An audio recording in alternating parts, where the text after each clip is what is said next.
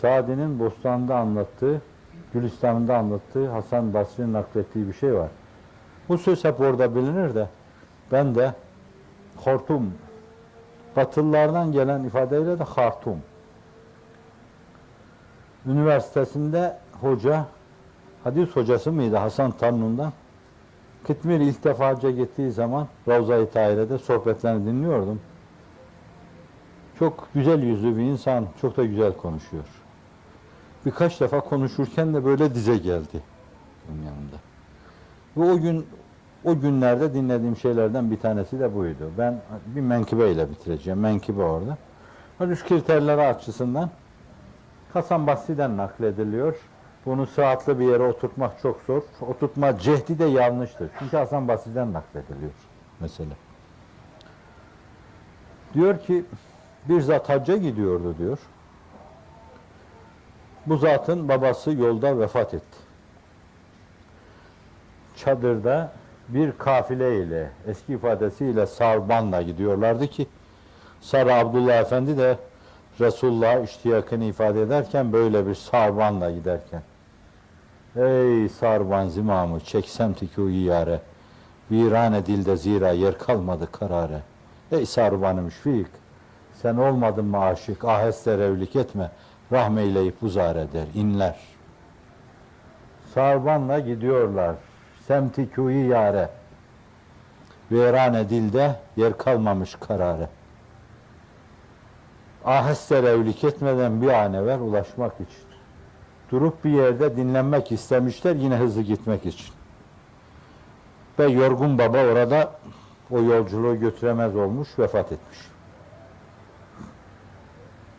Vefat etmiş ama evlat kalkıp bakınca birdenbire hafif bir mesk görmüş. Mesih suretin değişmesidir. İnsan suretine. Az hınzıra benzer gibi olmuş. Şekli. Ben burada bizzat böyle bir vakayı yaşayan merhum bir komutanım vardı. Peygamber aşığı. Allah Resulü'nü anınca dudaklarını yalar gibiydi. Evet, o sınıf içinde o kadar peygamber aşığı tanımadım. Böyle görünce örtüyü kapatıyor ve beyninden vurulmuş gibi yıkılıyor çadırın direğinin dibine. Ötesi onun nakli. Az bir gaflet basmıştı ki çadırın kapısı aralandı, gökçek yüzlü birisi içeriye girdi. Ayın 14'ü. Ayın 14'ü Mehmet Akif'in tabiri. 14 asır evvel bir böyle geceydi. Kumdan ayın 14'ü bir öksüz çıkıverdi. Ayın 14'ü çadırın kapısını aralıyor. Ve babasının yüzünde olan perdeyi açıyor. O elini burada ve orada yüzümüze gezdirmeyi ihmal buyurmasın. Elini tepeden tırnağa bir sürü veriyor.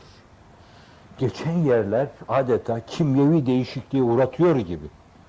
O adamı hac yolundaki insanı, hac yolundaki bir insanın şemailini rica ediyor. Öyle güzelleşiyor, pırıl pırıl hale geliyor. Delikanlı şaşırıyor. Bu defa ondan dolayı şaşırıyor, yerine yıkılacak. Eteklerine yapışıyor. Allah aşkına söyle sen kimsin diyor. Diyor ki ben Resulullah'ım diyor. Ya Resulallah diyor.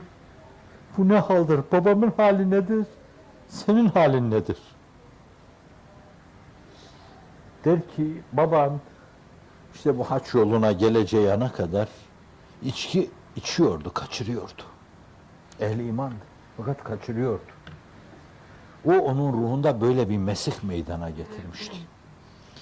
Vefat edince o değişim oldu.